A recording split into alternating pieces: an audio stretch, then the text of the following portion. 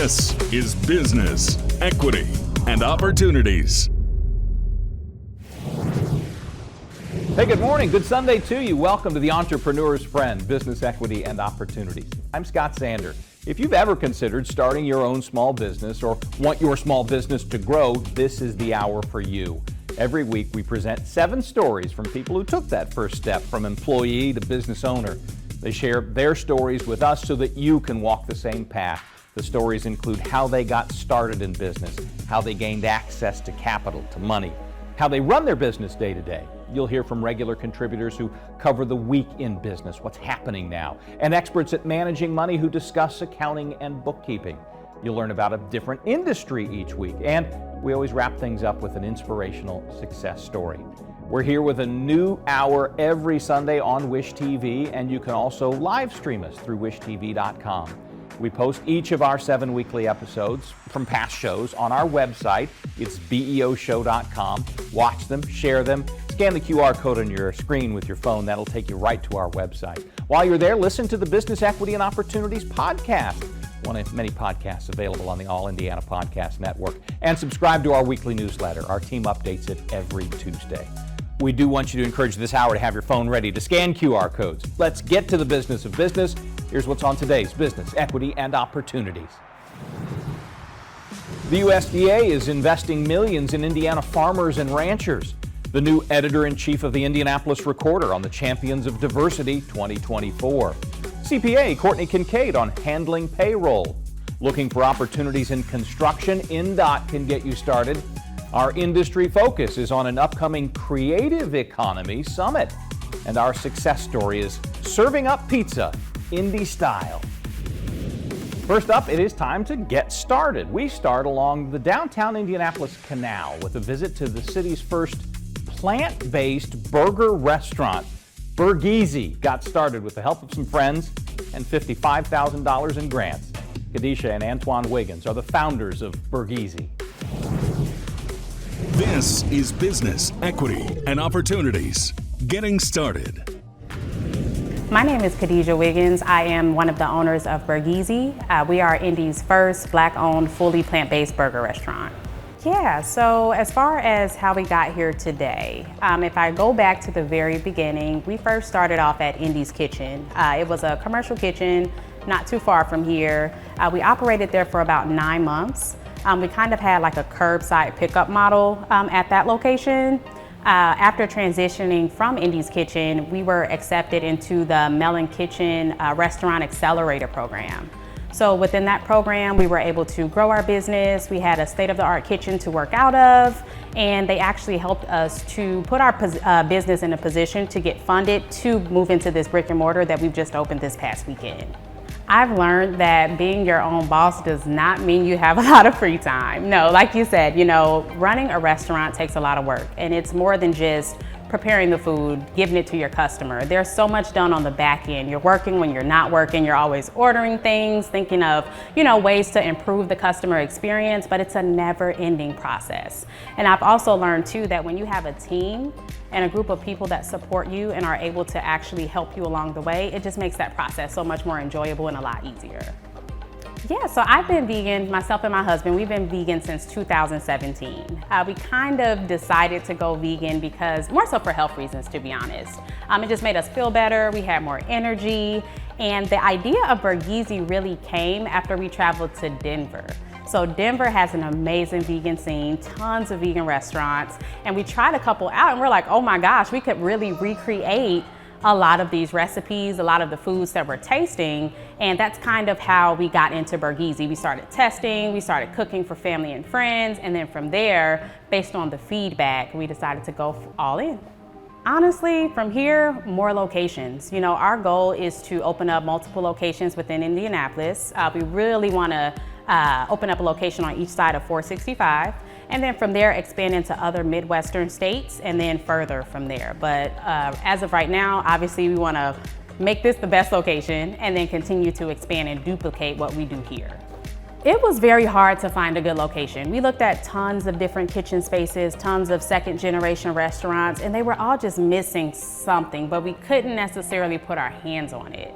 So when we came and saw this location and we just saw the environment, the canal itself, the foot traffic, the energy within just the area, that's when we knew we found the right spot. And then on top of that too, having such a huge space to have our customers dine in was really one of the big drivers behind choosing this location. Yeah, so our grand opening was crazy. There were people literally everywhere. But a lot of our marketing for the grand opening honestly came from our own customers. You know, we've been in business for the past 2 years. We've gained tons of customers along the way. So a lot of it was word of mouth. We did do some advertising, some promotions. We gave out gift cards. So we really made it more of a celebration as opposed to a, hey, we're opening. So we promoted for about 2 to 3 weeks, and yeah, it was packed in here. If you haven't seen, it was ridiculous.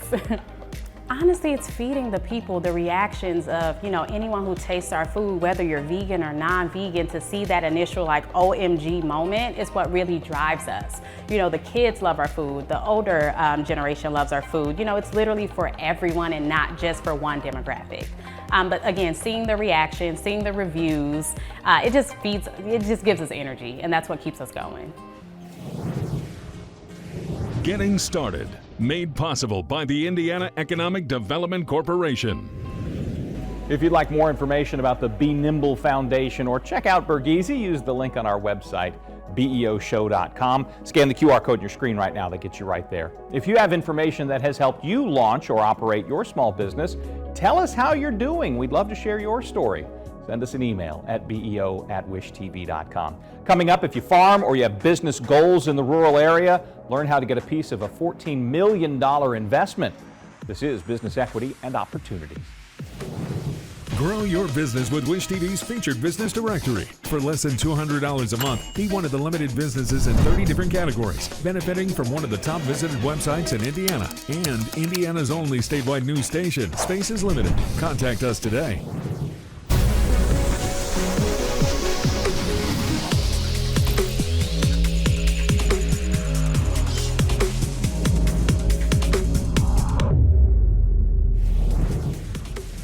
Welcome again. This is Business Equity and Opportunities. I'm Scott Sander. Time to access capital, get some cash. U.S. Department of Agriculture is awarding more than $14 million in loans and grants to ag producers and small businesses. Dr. Terry Goodin is the state director of the federal agency. He explains the REAP program and how it aims to help farmers, business owners, and the environment too. This is Business Equity and Opportunities. Access to capital. The acronym is REAP, Rural Energy for America program, and it's a program designed to be able to help producers and small farmers, along with small businesses, to be able to help improve on their energy costs. Basically, any rural small businesses would be eligible for that program, and the key thing is as long as it's located in rural America. Basically, it's going to be renewable energy or energy efficient. Now, when we're talking about renewable energy, one of the examples would be like a solar project here in the state of Indiana, and even including last year, we've done several solar projects in the state of Indiana here. We were able to do with energy efficient type programs. Well, unfortunately, you know, with our program, it is kind of one of the best kept secret, and we certainly like the word to get out about our program. A lot of times they think that there's a lot of paperwork with it, but when you look into it, anybody could pretty much kind of complete one of our applications. You can compete quarterly for the funding for the program here. I think when you look at it, and we talked about this, that with rural small business, it is the engine that drives our economy. And so with the USDA Rural Development, we are very proactive in trying to help these rural small businesses. And oftentimes, one of the hurdles that they have is being able to have access to capital.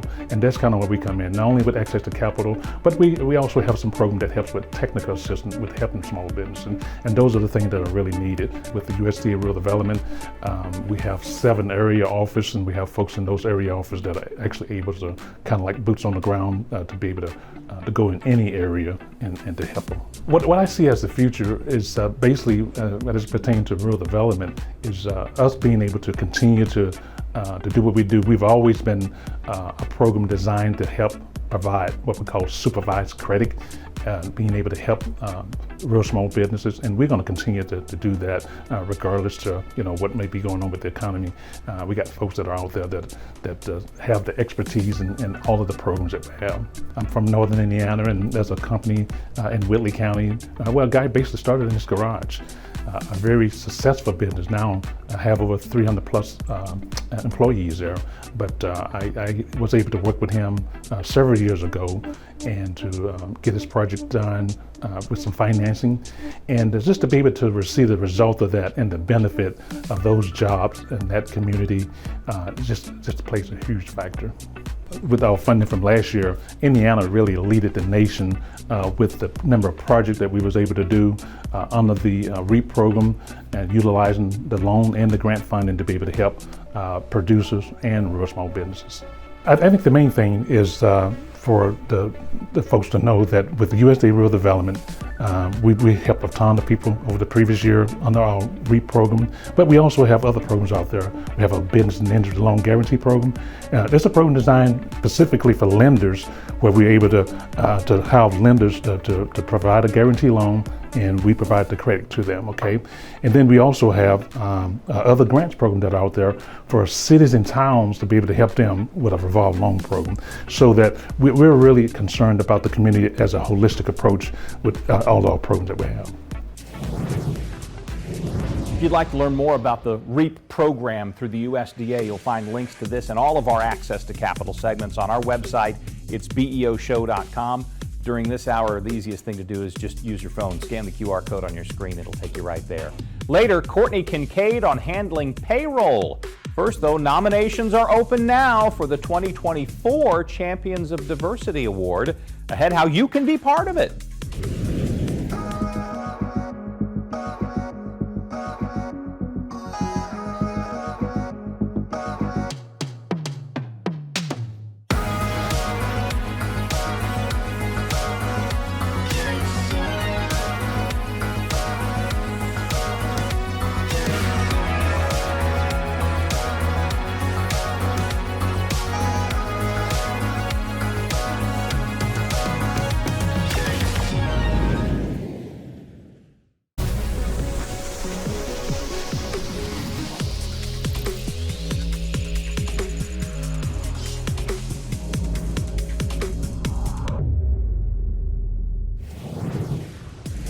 Welcome again to Business Equity and Opportunities. Time to talk about what's happening the week in business.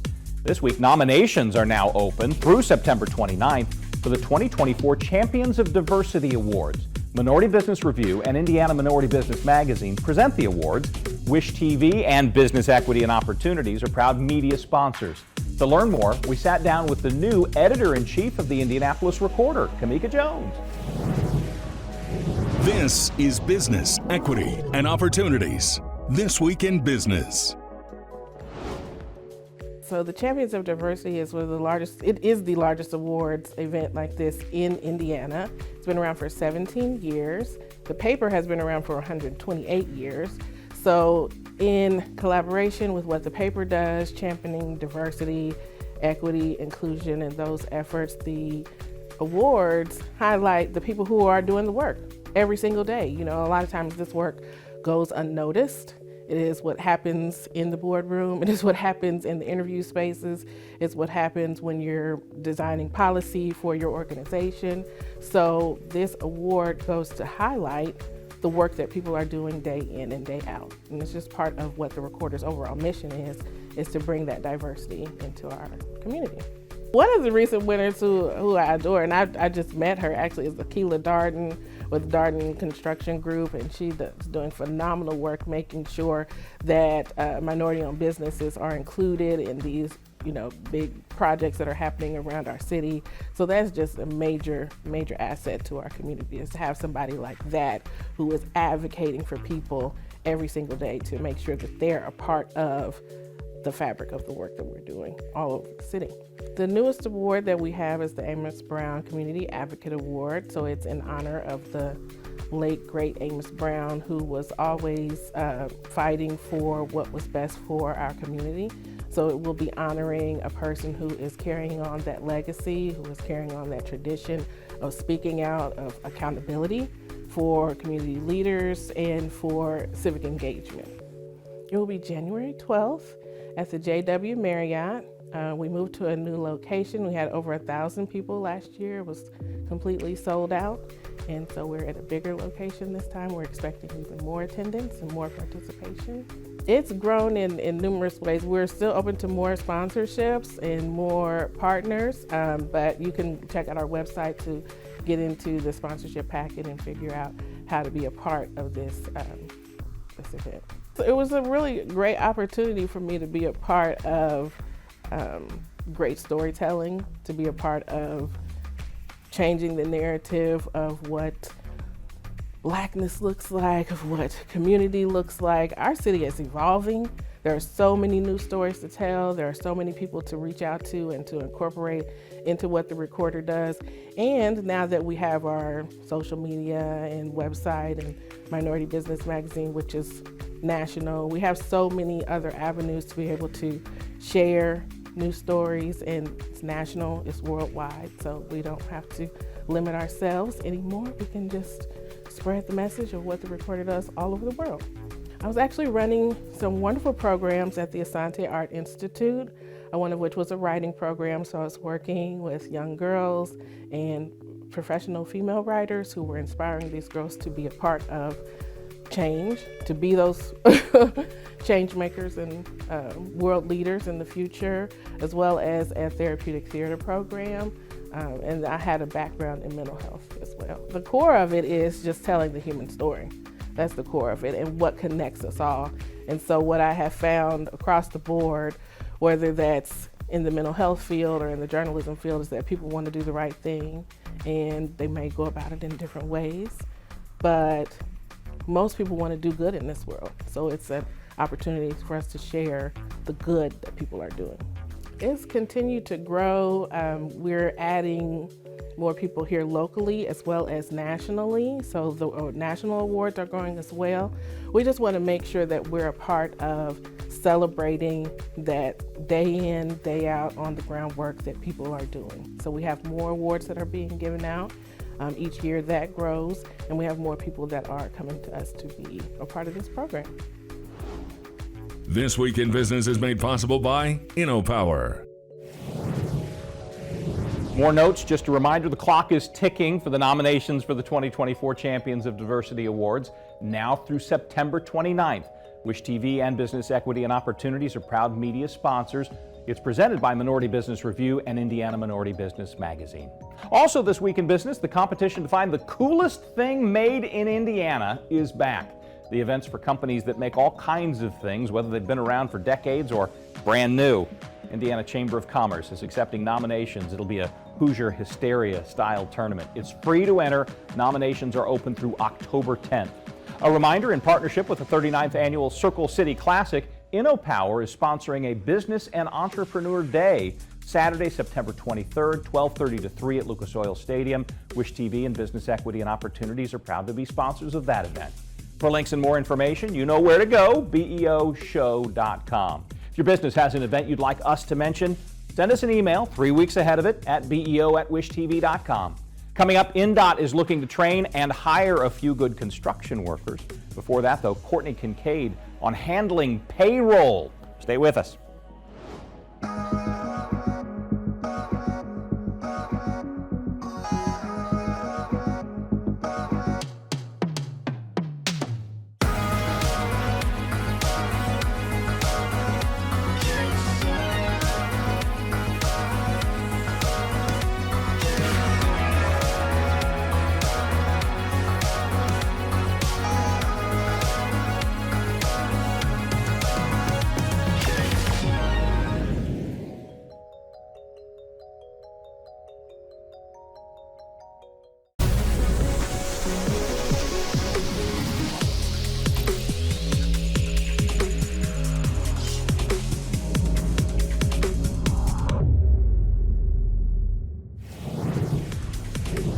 Welcome back. Time for accounting and bookkeeping with longtime contributor Courtney Kincaid, president and CEO of the Indiana CPA Society. Today she tackles how to handle payroll and what it means for your business. This is Business, Equity, and Opportunities. accounting and bookkeeping. Today we are going to talk about payroll. Something maybe sounds kind of easy, you just pay your employees. Unfortunately, it's a lot more complicated than that, as most things in running a business are. So small business owners, as they grow and bring on employees, have to take into consideration several factors as they consider payroll. It is an area where there is a lot of errors, which can end up being very costly to the employer.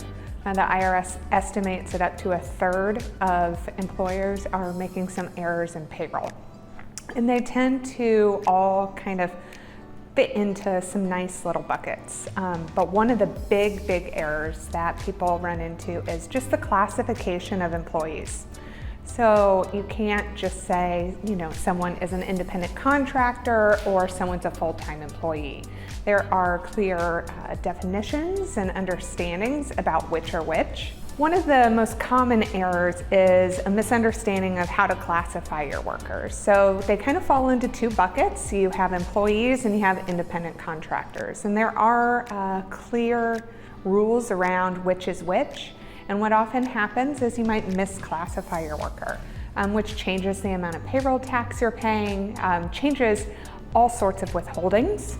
And if you're not making the proper withholdings, that burden actually falls back to the employer. So that can be really burdensome for small businesses in particular. CPAs obviously can help you better understand which classification each worker is, but then also another common failure is not doing the proper deductions, not understanding what you need to do. Because as rules and regulations come out, things change and it can be hard to keep up on these changing rules.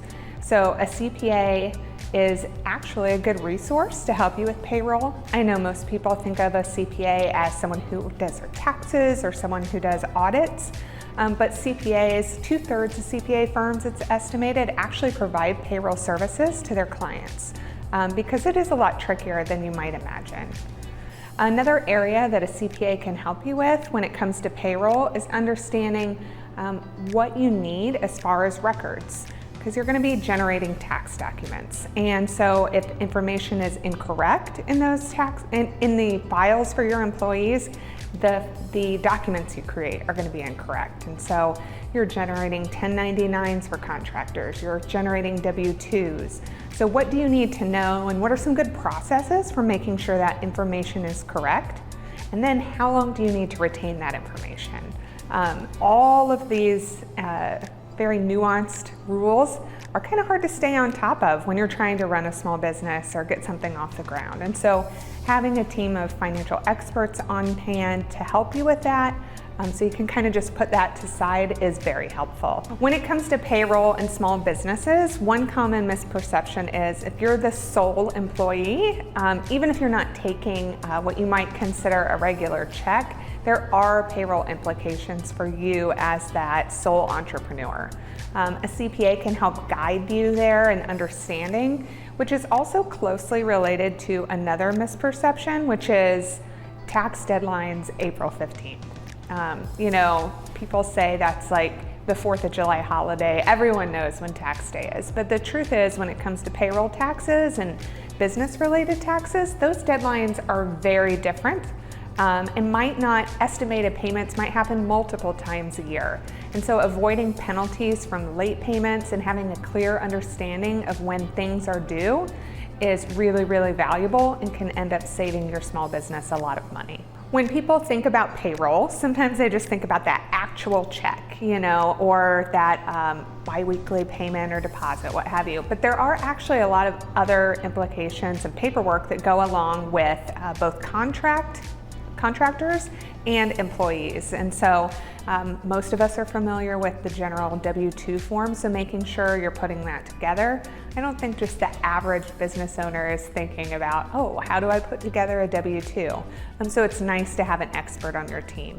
Likewise, if you are a small business that has a lot of independent contractors, you're going to have to be issuing tax documents to them as well. So how do you put together a 1099? When does it need to be issued? And what are all the nuances around that? It can be really complicated, but it's really easy for your CPA to help you with. You can see all of our accounting and bookkeeping segments at beoshow.com. Scan the QR code on your screen, it'll get you there. While you're there, sign up for our newsletter that we update every Tuesday and subscribe to our Business Equity and Opportunities podcast. Listen to our contributors on your schedule. A bit later, it is industry focused, but before that, Byroads, how the state is turning training into high-paying opportunities. Every business is unique, and every business has a target audience.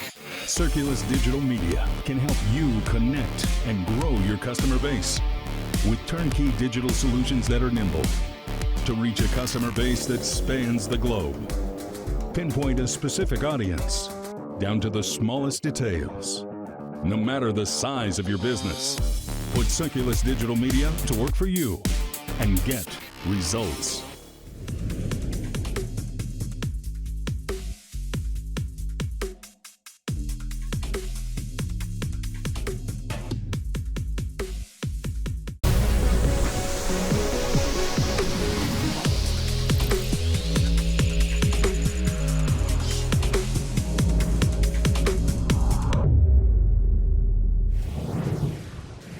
Time for the fun stuff on Business Equity and Opportunities, running your business day to day. Today we look at the Indiana Department of Transportation's nationally recognized Byroads program.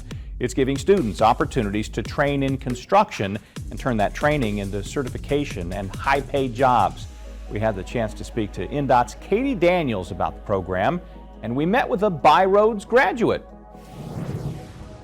This is Business Equity and Opportunities, running your business day to day. INDOT has a partnership with the Indiana Construction Roundtable Foundation for the Byroads program. It is a 10-week program for adults 18 and older, minorities, females, and disadvantaged white males to participate in a pre-apprenticeship heavy highway construction program.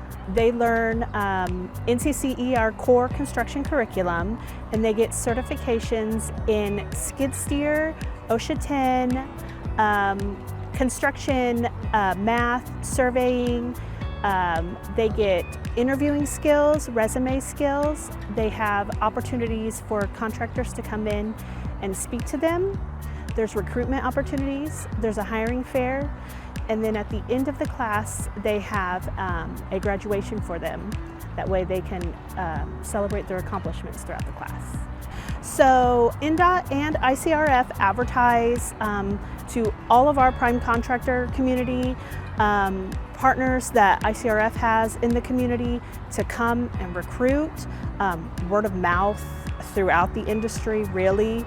Our DBE partners, we really want them to recruit into the industry. INDOT is also a big recruiter. You will meet one of our graduates who is now an employee at INDOT. But really, we try to get all of our contractors from the community to come and recruit out of this class. We have had this program for 2 years now. There has been a total of 6 cohorts that have completed this program. The students seem to love the class. We've had a great response from the students. Contractors, we've had excellent partnership with contractors. We have had some students who are hired on and then they don't stay long. They realize that construction isn't for them. And then others, like the student you're going to meet, he loves it. So at INDOT specifically, when you are hired on as a highway technician, you can start out at $20 an hour, and then within your first 90 days, you will obtain your CDL and you will get a raise at that time.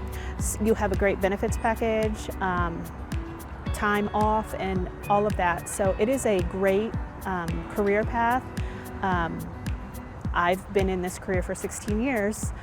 There's a lot of women, a lot of minorities, so it is an excellent career path for anybody. It was easy to get into. I filled out the application. They started in January. By March, I was hired on with INDOT. I received how to read construction blueprints, how to do like the math for the construction, skid steer training. I love it. Like, I can ask questions for anything that I need to know, and somebody will always be willing to train on anything and everything that you need to know for this career.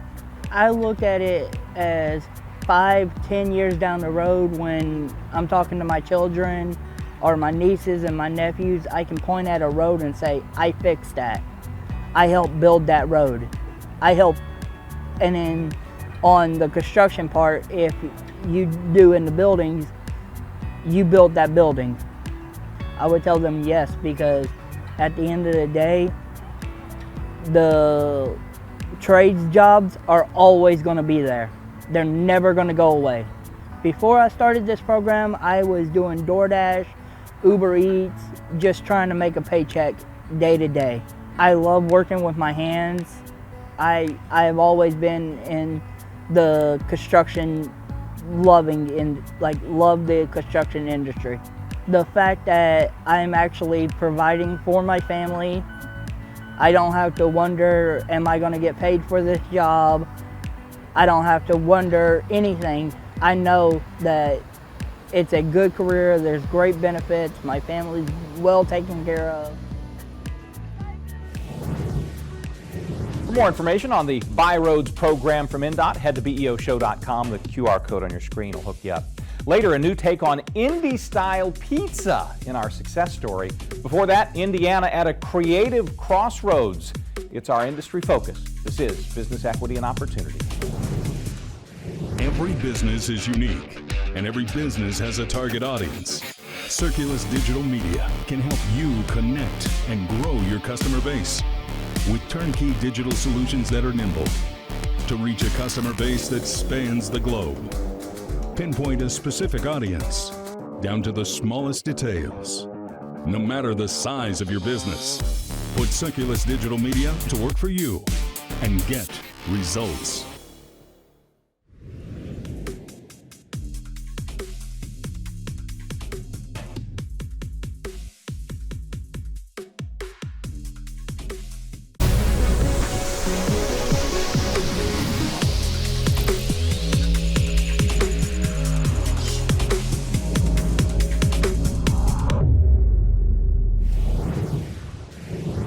It's time to focus on an industry here on Business Equity and Opportunities. Creative Crossroads is back soon, billed as Indiana's Creative Economy Summit. Aims to build strengths in the state's art, design, and entertainment fields in ways that benefit everything else, including small business. The hosts are the Indiana Economic Development Commission and Pattern.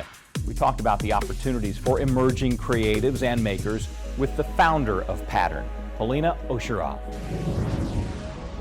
This is Business Equity and Opportunities, Industry Focus. So Pattern is a 501c3 nonprofit. We're a public charity, and we came into existence in 2010 as an organization that wanted to support fashion designers in the fashion industry. And over the last 13 years, we've evolved to be more inclusive of all types of creativity and creatives and creative entrepreneurs. And so it's been a real journey for us. It's been a lot of fun, and we've discovered a lot of interesting things about Indiana and about Indianapolis. And that's the big reason why we're convening the Creative Economy Summit this year. The truth of the matter is that not enough people believe in the fashion industry here. And that's part of the reason why we evolved to be broader based. There is a fashion industry here. It's small. There's some really talented folks here. Unfortunately, the patronage is not what it needs to be. There's really not enough resources to help fashion designers grow and go to the next level. So there's not really it's not all good news. I mean, there's talent, but not the resources. We are trying to do something with this conference. So the idea is that we want to bring together stakeholders from around the state. So legislators, policymakers, CEOs, heads of philanthropy and civic groups, to get everybody on the same page what the creative economy is. It's a little bit of a squishy concept because there's a lot that falls under that umbrella. And primarily, the sector that's been supported in Indiana is the nonprofit arts. So we have the Indiana Arts Commission, a lot of the cities around the state have arts councils, and we know that the nonprofit arts generate $8 billion for the state's GDP. What we don't know is what the rest of it doing. And when I say the rest of it, we're talking about the music industry, the film industry, the fashion industry, the design industry. marketing, advertising, new media. There's a lot of things that are happening. And so the conference is designed to get everybody on the same page and recognize that we need a strategy that is statewide for the creative economy in order to enhance the things that we already have. So IADC has been a tremendous partner for us. They have really invested heavily in entrepreneurship over the last couple of years under Secretary Chambers. And what they saw is that entrepreneurs are not just tech, it's way broader than that. And they started recognizing that creative entrepreneurs also need to be represented. And so they have stepped up and partnered with us to host this conference to see what the appetite is statewide for stakeholders to become more engaged with this idea of supporting the creative economy. Quality of place, vibrancy, interesting things going on are all part of attracting the younger demographic to move to a city or to stay here. And so we believe that the creative economy and supporting it will ultimately result in improved talent attraction and retention. This is what folks are drawn to. We know this from studying other markets. And I think everybody realizes that too. It's just a matter of figuring out how do we move forward with this, because it's no small task. But yes, it is top of mind for us that Indiana is so great in so many ways, but this is one area where we really struggle a little bit with talent attraction and retention. And so what else can we do to solve for that? Well, I think that there's a lot of things being done in other industries. So TechPoint is doing a tremendous job as it pertains to tech. I know there's lots of programs in manufacturing and life sciences and sports. These are our key industries, and so they do get the support. Our contention is that let's do that for the creative sectors as well. Maybe we don't do it for every creative sector, but certainly in the industries that have popped and seem to have a lot more energy behind them, for example, the film industry and the music industry, those two could really use a little support, and that will create a lot of excitement and interest. It will raise the quality of Indiana's brand, and that will certainly drive interest in as far as retaining the folks that are here, because they'll be like, well, there's plenty for me to do. There's jobs for me. If I want to be in film and music, I don't have to go and leave to another market to do the job that I want to do. The event is for policymakers, legislators, heads of philanthropy, CEOs of creative companies or non-creative companies that have creative jobs, and civic groups. So it's folks who are at the forefront of setting the pace for the economic development of the state and the values that we have as a state in terms of our talent attraction strategies and also what kind of companies we're going after. And so those people should come, for sure. This is not an event for creatives per se. They are welcome to attend, but we're going to be talking about data, we're going to be talking about policy, we're going to talk about solutions that other markets have implemented that might be helpful to us. So it's going to be, fun for some people, I hope. At the end of the day, we want to ensure that folks have a really much clearer understanding of what the creative economy encompasses and where we sit with nonprofit arts and where we sit with some of the other industries. We want folks to get excited about what's already here, and there's a lot. We want them to be excited about figuring out what those assets are and really putting a number to that. So nonprofit arts are 2.3% of the GDP. I would contend that the rest of it, if we studied it, would take us over 5%, which is more than agriculture for the state, right? Worthy of investment, certainly. And then we want people to self-identify at the end of the conference and put their hand up and say, we want to know more and we want to participate in taking the next steps towards a strategy that will serve all of us around the state to move the needle on this. Well, this conversation, this conference has been a long time coming.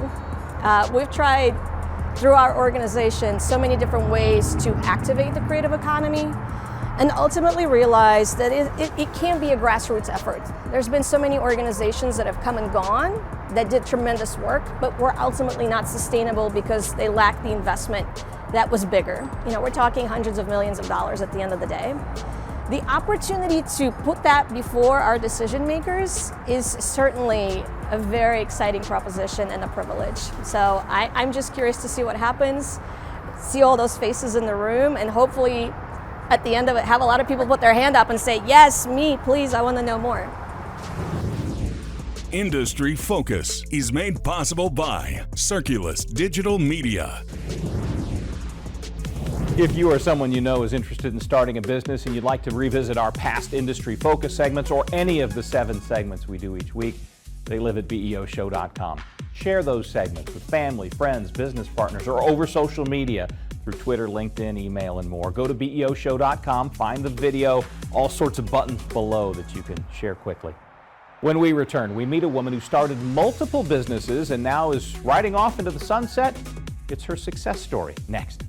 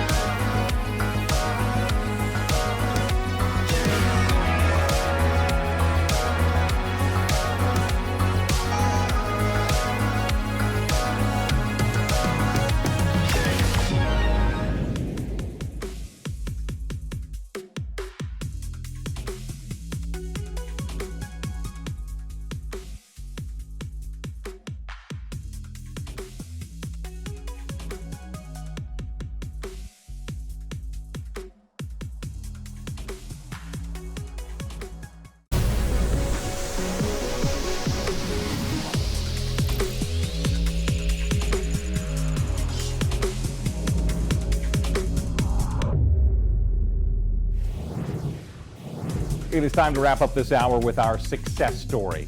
You've heard the expression, success breeds success. Certainly describes the success story of Q Wimberly. After starting a successful eyebrow salon in Castleton, she decided to go into the pizza business with her sons, and they did it, Indy style. This is Business, Equity, and Opportunities. Success Story. It was kind of funny. It wasn't no plan. It was a joke. It was like, ooh, pizza. Yes, let's do a pizza shop and just make it hip hop. And then of course I have 2 young, they're not young anymore, but I have 2 sons. They're 28 and 24. 5 years ago, they was a little younger. And I was like, let's do this together. Let's start a pizza restaurant. Why I chose pizza? Because I felt like we loved it. Anybody can make it. Everyone else loves it. And so it was kind of one of those things I was trying to bridge the gap with the culture also in Indiana. We're bringing something hip hop here, something fun, pizza, and something that we didn't already have. So that was my kind of way with no restaurant type of history at all. Just jump in and figure it out, trial and error. I don't think people really know what it all entails. I think a lot of people think it's just pizza. Just put the pizza in the oven and sell the pizza. I would say my biggest hurdle was just kitchen design.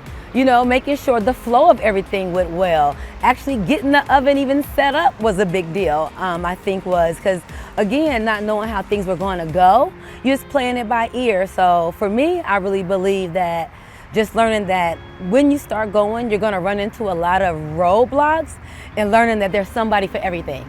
Well, actually, I own a spa. So I've been running the spa 12 years. It really runs itself now. And I was getting bored with that. I think I have like this 7-year itch. So I got bored and I was like, oh, I want to do something else. Hence the missing brick. So no, the brick was funded and self-funded through the spa, just as basically a hobby that turned into something bigger than a hobby. Well, recently in May, I got engaged, which kind of changed my seasons here in life. And my actual lease was ending December 31st here. And wanting to do into a new season of life, and I wanted to do something, but I didn't want to uproot such a love spot here in Indianapolis. Just the Devonshire neighborhood itself, along with Indiana, they really, really love this place. We get visitors from all over. So I was trying to figure out how to keep it. But I can't be here because I want to move to Tampa. So how am I going to keep it? So my boys don't really want it. Like I said, 5 years ago, they was a little younger, a little bit more moldable, trying to find their way in their 20s. They don't want this type of responsibility. So I just took a humble and listed it on Biz Buy Sell. And just so happened, we had a few people walk through and see it, and then we had an offer. And I felt like it was the right way to go, because again, I didn't want to see the dream die. And I didn't want to pick it up and take it with me. I just wanted to stay here and be loved on. My next chapter is, of course, mentoring pizza businesses. I know a lot of times when I go to pizza conventions, when I meet people there, they want to start it and it all comes from a hobby. That's the same place I got my start, was all through pizza conventions. So I want to like bridge that gap where you don't have to make the same mistakes I made. At the same time, it could be from scratch. The missing brick is a brick and mortar. Came out of my brain, put it on paper, made it happen. It can be done with any other pizza restaurant. But I really think when we come into it as just being big dreamers, we don't know where to start, where to go, and I think I've done all that for them. I think I'll be an asset to that kind of environment going versus running the store. I don't believe that there's no bad way to go. You're gonna get your roadblocks, but it's commit, plan, and then execute. I think the biggest thing is execution. So many people sit on big ideas and are just afraid to execute because they're wondering how's it going to be received. I opened up something called the Missing Brick with a dope pizza joint, and that alone caused a lot of riffraff. Like, a dope pizza joint? Like, you just really have to see your vision and follow it on through. And they say, as it's saying, build it, they will come. I believe in that. That is today's business equity and opportunities. Thanks as always to today's storytellers. If you want more information about any of the topics on today's hour, find links on our website, beoshow.com. Scan the QR code, it takes you right there. As you're there, look for the past segments of the show from each of the 7 weekly topics that we cover every time we're here. Watch them, download them, use the buttons underneath them to share them on social media or directly with your friends. And please listen to and subscribe to our Business Equity and Opportunities podcast on the All Indiana Podcast Network, and sign up for the newsletter that we update every Tuesday. If you're already signed up, check it. It's fresh every week. If you have any questions or if you have your own success story to share, shoot us an email. It's beo@wishtv.com. For now, we'll see you next week for more Business Equity and Opportunities. I'm Scott Sander. Have a great day. Business, Equity, and Opportunities is made possible by Indiana Economic Development Corporation, InnoPower, Bose McKinney & Evans, Gemco, Fifth Third Bank, and IU Indianapolis.